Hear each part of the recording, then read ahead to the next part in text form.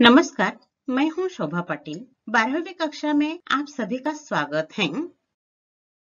आज के इस वीडियो में हम पाठ क्रमांक 8 सुनो किशोरी भाग 2 का अध्ययन करने वाले हैं। इस पाठ की लेखिका आशा रानी होरा हैं।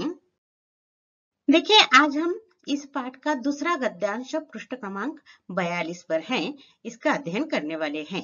इस पर कृति पूछी जाती है। कृति क्रमांक 1 अ अथवा आ में पूछी जाती है। निम्नलिखित पठित गद्यांश पढ़कर दी गई सूचनाओं के अनुसार कृतियां पूर्ण कीजिए।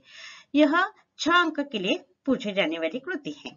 अब देखिए, ये आज भी थोड़ा सा लंबा परिचित लिया है, 2 स्लाइड पर है। इस पहली स्लाइड का देखिए, हम यहाँ गद्यांश देखने वाले हैं, परंतु पहले गद्यांश में हमने देखा है सुगंधा को उसकी माँ मतलब लेखिका पत्र लिखती है और उसे पीढ़ी, नई पीढ़ी, पुरानी पीढ़ी ये बता रही है। और सांस्कृतिक आपको ऊंची उड़ान भरनी चाहिए, परंतु वास्तवता की बात भी ध्यान में रखनी चाहिए, निगाह धरती पर रखनी चाहिए, ये बताती हैं। सांस्कृतिक आधार से संबंधित साहित्य पढ़ने के लिए वह कहती हैं। परिवेश, सांस्कृतिक आधार, सामर्थ्य, इसके बारे में लेखिका ने उपदेश किया है। अब इस गद्यांश में उसी मुद्दे को लेकर आगे हम देख रहे हैं। देखिए, यहाँ पुरानी पुरानी संस्कृति या पुरानी रूढ़ी परंपरा और नई रूढ़ी परंपरा मतलब क्या, तो भारतीय संस्कृति में रूढ़ी परंपरा का जो महत्व है ये बताने का लेखिका प्रयास कर रही हैं। सभी कालबाह्य नहीं है, ये लेखिका का बताने का उद्देश्य है। कुछ रूढ़ियां पुरानी जर्जर हैं, उसे छोड़कर हमें आगे बढ़ना चाहिए, परंतु रूढ़ियां भी महत्वपूर्ण है और परंपरा भी महत्वपूर्ण है। ये लेखिका ने इस लंबे परिच्छेद में बताने का प्रयास किया है। देखिए, पहला परिच्छेद, पश्चिमी दुनिया का हर मूल्य हमारे लिए नए मूल्य का पर्याय नहीं हो सकता। ये पहली महत्वपूर्ण बात। पिछले वीडियो में हमने देखा है कि आज की नई पीढ़ी पाश्चात्य संस्कृति का अंधानुकरण कर रही है, मतलब बिना सोचे समझे उस फैशन का हम अनुकरण करते हैं, उसे अंधानुकरण कहा जाता है। यहाँ लेखिका यही बात बता रही है, पश्चिमी दुनिया का हर मूल्य हमारे लिए नया मूल्य का पर्याय नहीं हो सकता। वो नया है इसलिए स्वीकारना चाहिए, ये नहीं है। हमारे बहुत से पुराने मूल्य अब इतने टूट फूट गए हैं कि उन्हें भी जैसे के तैसे जोड़कर खड़ा करने का मतलब होगा अपने आधार को कमजोर करना, या यूं भी कह सकते हैं कि अपनी अच्छी परंपरा को रूढ़ी में ढालना। 3 महत्वपूर्ण बातें बताई हैं। पहली बात बताई है, पश्चिमी दुनिया का हर मूल्य नया मूल्य के रूप में स्वीकार करना ये अच्छी बात नहीं है।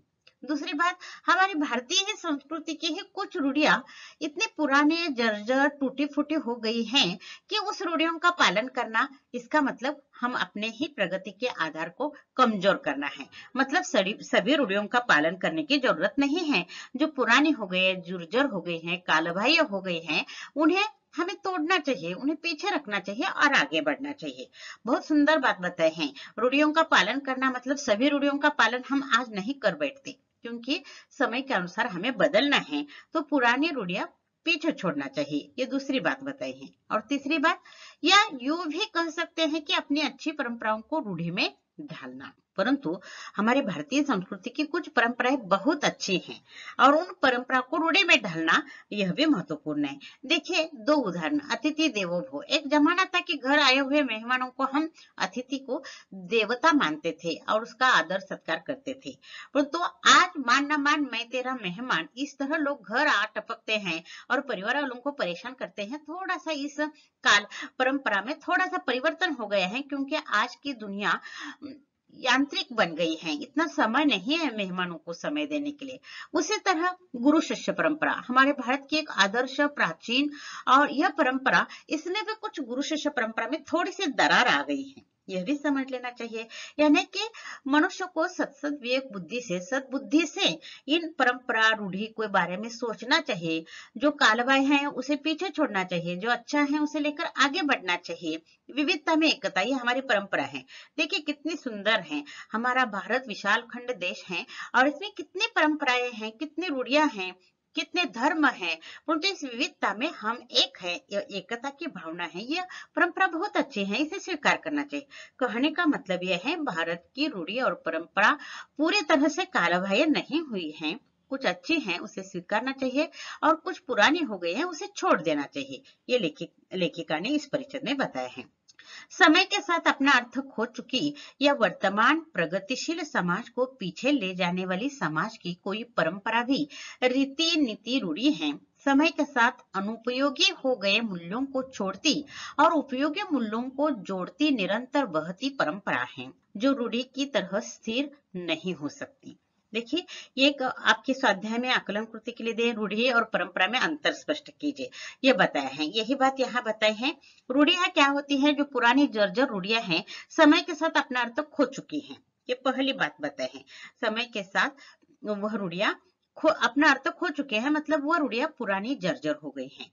इस रूढ़ियों का पालन करना मतलब वर्तमान प्रगतिशील समाज को पीछे ले जाने वाली कहा जाना चाहिए, क्योंकि जो पुरानी है, जो आज के समय उसका उपयोग नहीं है, वो अनुपयोगी है। अगर उसी रूढ़ी का अगर हम पालन करेंगे तो आज का वर्तमान मतलब आज का प्रगतिशील समाज पीछे जाएगा। इसलिए इस रीति रूढ़ी जो है, जो समय के साथ अनुपयोगी हो गई हैं, उन मूल्यों को छोड़ना चाहिए और जो उपयोगी मूल्यों को है उसे जोड़ना चाहिए। और निरंतर बहती धारा, इसे परंपरा कहा जाता है। रूढ़ी स्थिर होती है और परंपरा बहती धारा, मतलब नदी का प्रवाह कभी रुकता नहीं है, आगे आगे बढ़ता है। उसी तरह परंपरा समय के अनुसार अपने में परिवर्तन करती हुई आगे आगे नदी के प्रवाह या बहती धारा के समान बढ़ती है आगे, और जो रूढ़ी की तरह स्थिर नहीं हो सकती। यहाँ पहला भेद स्पष्ट हो जाता है। रूढ़ी और परंपरा, रूढ़ी स्थिर है और परंपरा बहती धारा के समान निरंतर आगे बढ़ती है। ये पहला भेद हो गया। अब आगे देखिए, यही अंतर है दोनों में। रूढ़ी स्थिर है, परंपरा निरंतर गतिशील। यह पहला भेद हो गया। एक निरंतर बहता निर्मल प्रवाह जो हर सड़ी गली रूढ़ी को किनारे फेंकता और हर भीतरी बाहरी देशी विदेशी उपयोगी मूल्यों को अपने में समेटता चलता है। देखिए, इसके लिए नदी का उदाहरण बहुत सुंदर है। देखिए, नदी का प्रवाह आगे आगे बढ़ता है और नदी के प्रवाह में जो कुछ सड़ी गली चीजें आती हैं वो नदी किनारे की ओर फेंकती हैं और स्वच्छ जल आगे आगे बढ़ता है। ठीक उसी तरह ये परंपरा है। जो सड़ी गली, इसका मतलब क्या? जो पुरानी हो गए हैं, जो उपयोगी नहीं है, उन रूढ़ियों को छोड़कर किनारे फेंक देना, मतलब उसे किनारा करना, अगल बगल में उसे फेंक देना और आगे बढ़ना। हर भीतरी बाहरी देशी विदेशी उपयोगी मूल्यों को अपने में समेटता चलता है। यह बहुत महत्वपूर्ण है। देशी विदेशी, यह विदेश का है, हम स्वीकार करने वाला नहीं है। आज का युग वैश्वीकरण का युग है। दुनिया हमारे आंगन में आकर खड़ी हो गई है। नहीं, यह हमारा देश का नहीं है, हम इसे स्वीकार नहीं करना, ऐसा नहीं हो सकता। इसलिए देशी विदेशी जो उपयोगी मूल्य है, जो समाज और हमारी प्रगति करने वाला है, उसे समेटना चाहिए, मतलब उसे अपने में स्वीकार करना चाहिए और आगे बढ़ना चाहिए। अब सड़ी गली रूढ़ी के बारे में बताती हूँ। देखिए, कुछ गांव में मेला होता है और मेले में हर साल उनमें एक रूढ़ी है। समाज के गांव के दो गट होते हैं और एक गट दूसरे गट पर पत्थर फेंकता है। इसमें न जाने कितने लोगों के सिर फूट जाते हैं, लोग जख्मी घायल हो जाते हैं। और उस रूढ़ी के पीछे क्या है किसी को मालूम नहीं। हमारे गांव में इस तरह की रूढ़ी है इसलिए हम खेलते हैं, परंतु इसमें न जाने कितने लोग घायल हो जाते हैं और हमेशा के लिए अपाहिज हो जाते हैं। इस तरह की रूढ़ियों को तोड़ना चाहिए। कुछ गांव में दो गट की महिलाएं एक दूसरे को गालियां देने लगती हैं। अरे, गाली गलौज करना ये सभ्यता का प्रतीक है। पुराने जमाने में ये रूढ़ी क्यों शुरू हो गई किसी को मालूम नहीं।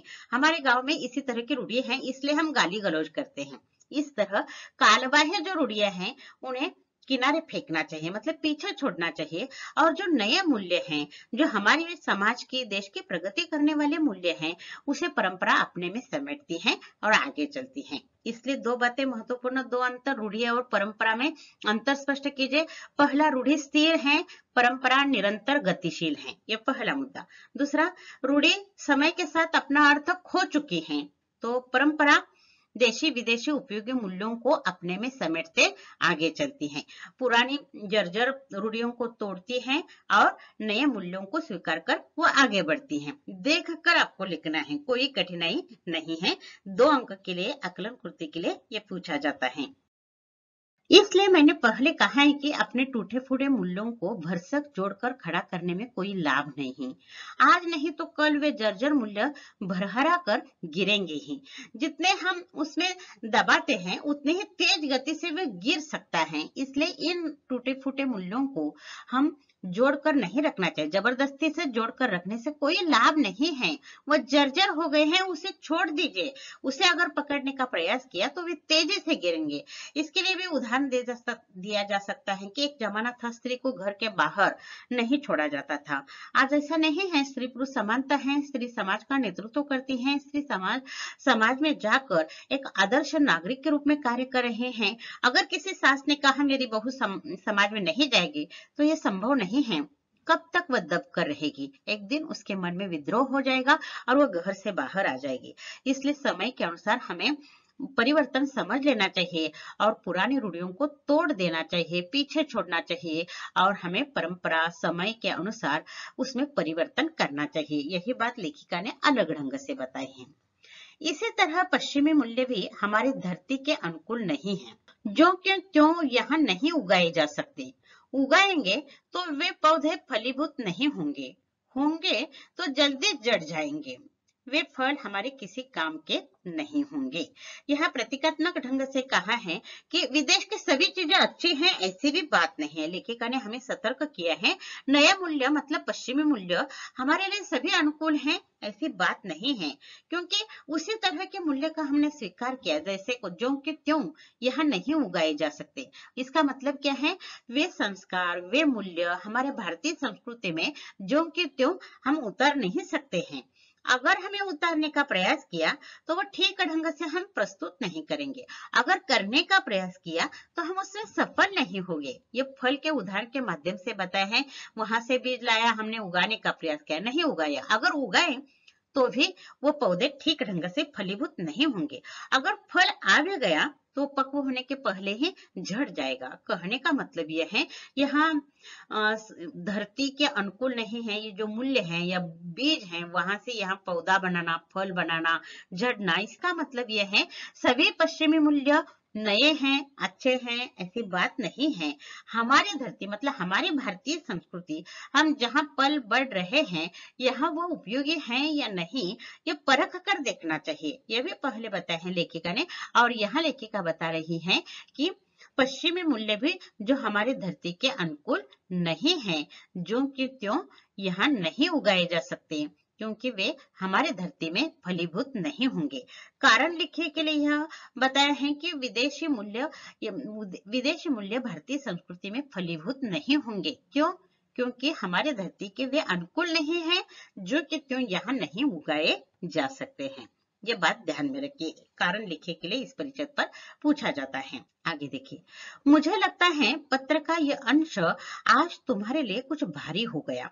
बेहतर है। हाँ, यह एक महत्वपूर्ण बात होती है। देखिए, भारतीय संस्कृति, रूढ़ी, परंपरा, मूल्य, इस पर बातें करते समय आप बोर हो जाते हैं। इसलिए लेखिका ने भी कहा है कि मेरा ये पत्र का अंश आपको भारी हो जाएगा, मतलब बोझ लगेगा। बेहतर है अपनी संस्कृति व परंपरा को ठीक से समझने के लिए फुर्सत के समय इससे संबंधित साहित्य पढ़ना, इसलिए कि ये बुनियादी जानकारी हर भारतीय लड़की के लिए जरूरी है, जिससे वह अपनी धरती, अपने जड़ों को अच्छी तरह पहचान सके। भारतीय संस्कृति और परंपरा से संबंधित साहित्य लेखिका बार बार लड़कियों को पढ़ने के लिए कहती है उनका। और इस गद्यांश में भी यही बात लेखिका कहती है। पिछले गद्यांश में लेखिका ने कहा कि कॉलेज की पुस्तकालय में जाओ और संस्कृति और परंपरा, सांस्कृतिक आधार से संबंधित साहित्य पढ़ो। आज लेखिका थोड़ी सी आगे बढ़ी है। सांस्कृतिक आधार से संबंधित साहित्य के आगे संस्कृति और परंपरा, ये बहुत विशाल है और इसका सूक्ष्मता से अध्ययन हर भारतीय लड़की ने करना चाहिए, क्योंकि ये बुनियादी जानकारी है। बुनियादी मतलब बेसिक, मौलिक जानकारी है और यह हमें समझ लेना चाहिए। हाँ, हमें विदेशी मूल्यों को स्वीकार करना चाहिए।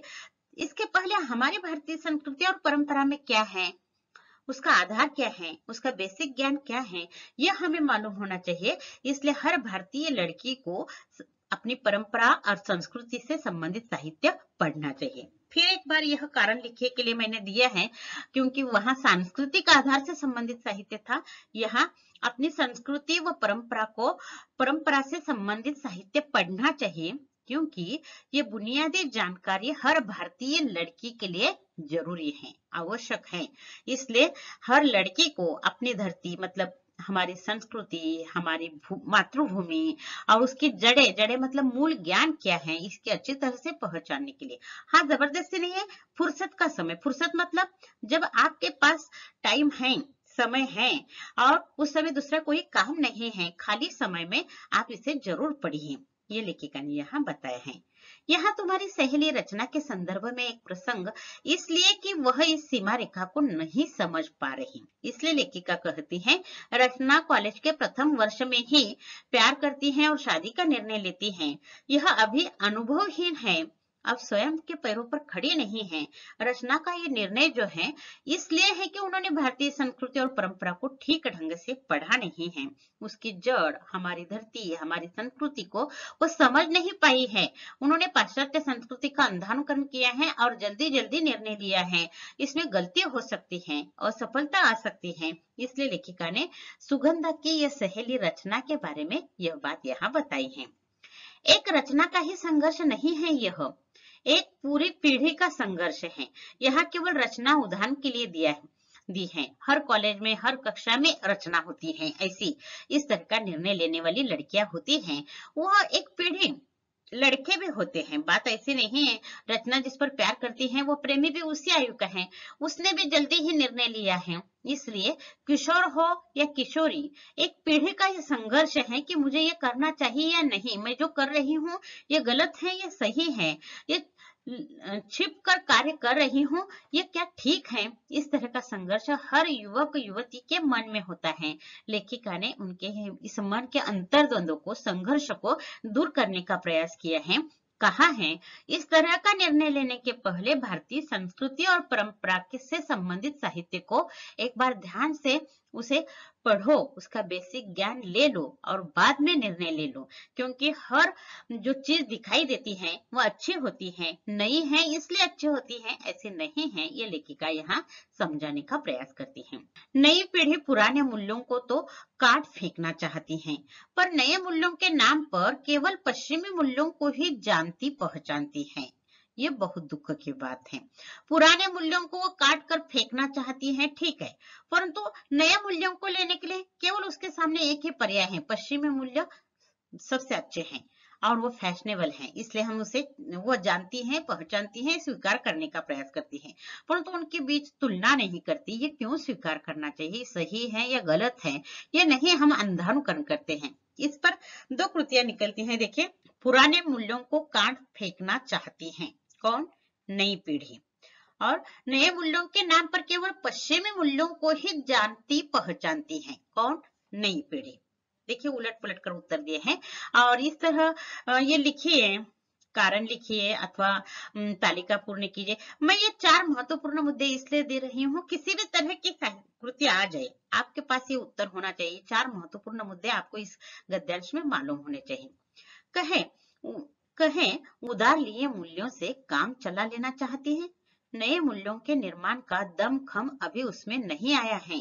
दमखम मतलब उसमें दम नहीं आया है, जान प्राण ये नहीं आ गए हैं। नए मूल्यों के निर्माण का दमखम अभी उसमें नहीं आया है, तभी वो अंधानुकरण कर रही है। क्या ये उधार के मतलब दूसरों के मूल्यों को लेकर अपनी जिंदगी चलाना क्या अच्छी बात है? अभी आप परिपक्व नहीं हुई हैं, अभी आप आपने अध्ययन नहीं किया है, आपके पास अनुभव नहीं है और इतनी जल्दबाजी करने की क्या जरूरत है। एक रचना का उदाहरण नहीं है। यहाँ इस आयु की सभी किशोरों के मन में जो कुछ संघर्ष, जो कुछ अंतर्द्वंद चल रहा है, इस पर लेखिका ने प्रकाश डाला है और हमारी भारतीय संस्कृति और परंपरा से संबंधित साहित्य पढ़ने का लेखिका ने यहाँ आग्रह किया है और ये पढ़ने के बाद आप अपने जिंदगी के निर्णय ले लो, ये लेखिका यहाँ बताना चाहती हैं। और यहाँ ये गद्यांश समाप्त होता है। इस पर कृतियां देखिए। पहले आकलन कृति देखिए, अंतर स्पष्ट कीजिए। रूढ़ि और परंपरा, 2 अंक के लिए 2 मुद्दे हमें लिखना है। पहला बहुत आसान है, रूढ़ि स्थिर है, परंपरा निरंतर गतिशील है। दूसरा मुद्दा, समय के साथ अपना अर्थ खो चुकी है रूढ़ि, क्योंकि पुरानी जर्जर हो गई है। आज के समय में पुरानी रूढ़ियां अपना अर्थ खो चुकी हैं। और परंपरा समय के साथ अनुपयोगी मूल्यों को छोड़ती और उपयोगी मूल्यों को जोड़ती निरंतर बहती हैं। परंपरा रुकती नहीं है, जो मार्ग में गलत आता है उसे किनारे फेंक देती है और आगे आगे बढ़ती है। भीतरी बाहरी देशी विदेशी मूल्यों को वो जोड़ती हैं और निरंतर बहती हैं। ये देखकर आपको लिखना है, कोई कठिनाई नहीं है। अगली आकलन कृति देखिए, कारण लिखिए। इनमें से एक आपके स्वाध्याय की है और एक बनाई है। देखिए, पश्चिम में मूल्य रूपी फल हमारे किसी काम के नहीं होंगे। क्यों? क्योंकि वे हमारे धरती के अनुकूल नहीं हैं। मतलब हमारे भारतीय संस्कृति के लिए वे अनुकूल नहीं है। भारतीय संस्कृति में पले बड़े युवक किशोरों के लिए वे अनुकूल नहीं हैं। जो क्यों त्यों यहाँ नहीं उगाए जा सकते हैं। जैसे वहां है वैसे ही यहाँ करना ये ठीक बात नहीं है। भारतीय संस्कृति के कुछ नियम हैं, कुछ शर्तें हैं, इसलिए पश्चिमी मूल्य जैसे के तैसे हम स्वीकार नहीं कर सकते। ये इसका आशय है। अपनी संस्कृति व परंपरा से संबंधित साहित्य पढ़ना होगा, क्योंकि ये बुनियादी जानकारी हर भारतीय लड़की के लिए जरूरी है। फिर स्त्री पर ही जिम्मेदारी लेखिका ने दी है। यहाँ युवकों को पढ़ने के लिए नहीं कहा है, भारतीय लड़की को पढ़ने के लिए कहा है, क्योंकि घर का मुख्य आधार स्त्री होती है और स्त्री को ये सब बातें मालूम होनी चाहिए। ये लेखिका का उद्देश्य है, विशाल उद्देश्य है। इसमें कोई यहाँ पार्सलिटी नहीं है, लड़के को क्यों नहीं, लड़की को ही क्यों, इस तरह की कोई पार्सलिटी नहीं है। तो घर का आधार स्त्री होती है और जब लड़की है उसे ये मालूम होना चाहिए, संस्कृति व परंपरा से संबंधित साहित्य पढ़ना होगा। हमने पिछले विभाग में देखा है सांस्कृतिक आधार से संबंधित साहित्य, और इसी से आगे हमारी संस्कृति और परंपरा, क्योंकि संस्कृति बहुत विशाल है और उसका सूक्ष्मता से अध्ययन करना चाहिए। इसलिए लेखिका ने कहा है ये बुनियादी जानकारी है, मतलब मौलिक जानकारी है, बेसिक ज्ञान है। ये हर भारतीय लड़की को यह ज्ञान होना जरूरी है। देखिए अगली आकलन कृति लिखिए। नई पीढ़ी इनको काट फेंकना चाहती है, पुराने मूल्यों को। यानी जो पुराने हैं वो छोड़ना चाहिए, काट फेंकना चाहिए, परंतु वर्तमान प्रगतिशील समाज को पीछे ले जाने वाली रूढ़ी है। अगर रूढ़ी स्थिर है और उसे स्वीकार करने का अगर हमने आग्रह किया तो हमारा समाज पीछे जाएगा, आगे बढ़ने के बजाय पीछे जाएगा। इसलिए रूढ़ी को तोड़ना चाहिए, जो अनुपयोगी है वही बात ध्यान में रखिए। देशी विदेशी उपयोगी मूल्यों को अपने में समेटती चलती है। कौन? परंपरा। भीतरी बाहरी देशी विदेशी सभी शब्द आ जाते हैं, शब्द युग्म भी हैं, ध्यान में रखिए। नए मूल्यों के नाम पर केवल पश्चिमी मूल्यों को ही जानती पहचानती है नई पीढ़ी, क्योंकि वो नए मूल्यों के ऊपर पाश्चात्य संस्कृति उनके मूल्य के बारे में वो जानती पहचानती है, परंतु हमारी भारतीय संस्कृति को वो जानती पहचानती नहीं है। इसलिए उन्हें ये पढ़ना आवश्यक है। पहले हमारी संस्कृति का ज्ञान ले लो, बाद में आप पाश्चात्य संस्कृति का मूल्य स्वीकार करना है या नहीं इस पर सोचो, ये बताने का उद्देश्य है। शब्द संपदा की कृति देखिए। गद्यांश में आए शब्द युग्म ढूंढ कर लिखिए। इस गद्यांश में भी बहुत सारे शब्द आ गए हैं शब्द युग्म। यहाँ मैंने प्रारंभिक 3 दिए हैं। आपको ऐसे पूछा जाता है कि गद्यांश में आए विलोम शब्दों की जोड़ियां पहचान कर लिखिए। इसमें 4 शब्द आ गए हैं, जैसे तैसे, भीतरी बाहरी, देशी उपयोगी, देशी विदेशी, उपयोगी अनुपयोगी, ये भी है। दमखम, इन दोनों का अर्थ एक ही है, जान प्राण, ये एक ही अर्थ है, परंतु यह उपयोगी अनुपयोगी एक जोड़ी भी आ गई है, परंतु यह शब्द युग्म भी है और विलोम शब्द की जोड़ियां हैं। अगर शब्द युग्म नहीं पूछा जाएगा तो गद्यांश में आए विलोम शब्द की जोड़ियां ढूंढकर लिखिए, ऐसा भी प्रश्न आ जाएगा। तब जैसे तैसे, भीतरी बाहरी, देशी विदेशी, उपयोगी अनुपयोगी, यह चौथा मुद्दा डालना। और इस तरह 2 अंक के लिए दोनों तरह से शब्द युग्म पूछा जा सकता है। अगले शब्द संपदा की कृति देखिए। लिंग पहचानिए। रूढ़ी स्त्रीलिंगी शब्द है, भारतीय पुल्लिंग शब्द है, लड़की स्त्रीलिंग शब्द है। यहाँ परंपरा भी दिया जाता है, परंपरा भी स्त्रीलिंग शब्द है। मूल्य ये पुल्लिंग शब्द है, ध्यान में रखें। अभिव्यक्ति के लिए प्रश्न दिया है, देखिए। भारतीय संस्कृति के बारे में अपने विचार लिखिए। आज के इस गद्यांश में लेखिका ने हर भारतीय लड़की को भारतीय संस्कृति और परंपरा से संबंधित साहित्य पढ़ने का आग्रह किया है। इसलिए भारतीय संस्कृति क्या है, इसके बारे में आपका क्या मत है, यहाँ जानना चाहिए। देखिए, भारतीय संस्कृति दुनिया की सबसे प्राचीन और महान संस्कृति है। ये सबसे महत्वपूर्ण बात है। पूरी दुनिया भारतीय संस्कृति का अध्ययन और अनुकरण कर रही है, इतनी प्राचीन है और महान है। ये हमें मालूम होना चाहिए हमारी संस्कृति के बारे में। हमारी संस्कृति में धार्मिक संस्कार, सभ्यता, शिष्टाचार, मान्यता, मूल्य आदि महत्वपूर्ण है। इसी पर आधारित हमारी संस्कृति है। हमारे रीति रिवाज, रहन सहन, खान पान, बोलचाल, पोशाक, त्योहार, धर्म आदि में विविधता होते हुए भी उसमें एकता नजर आती है। देखिए, कन्याकुमारी के लोग और हिमालय के यहाँ जम्मू कश्मीर में रहने वाले लोगों के रहन सहन, पोशाक देखने से आपके ध्यान में आ जाएगा, इतनी विविधता हमारे देश में है, फिर भी हमारा भारत एक है। एकता, विविधता में एकता हमारे भारत की, भारतीय संस्कृति की विशेषता है।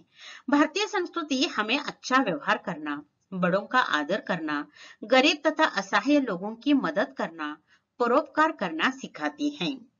अतिथि देवो भव तथा गुरु शिष्य परंपरा मानने वाली हमारी संस्कृति उपयोगी रूढ़ि, परंपरा, मान्यता, तत्वों को अपने में समेटती हुई विशाल रूप धारण कर रही है।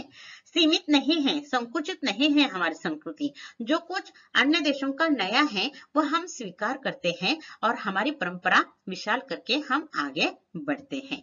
भारतीय संस्कृति में बहुत सारा लिखने के लिए है, परंतु हमें यह बंधन है 40 से 50 शब्दों में, इसलिए महत्वपूर्ण केवल 4 मुद्दों पर आपको 4 वाक्य लिखना है। और यहाँ यह दूसरा गद्यांश कृति सहित समाप्त हो जाता है। अगला गद्यांश लेकर हम अगले वीडियो में आएंगे। तब तक के लिए धन्यवाद।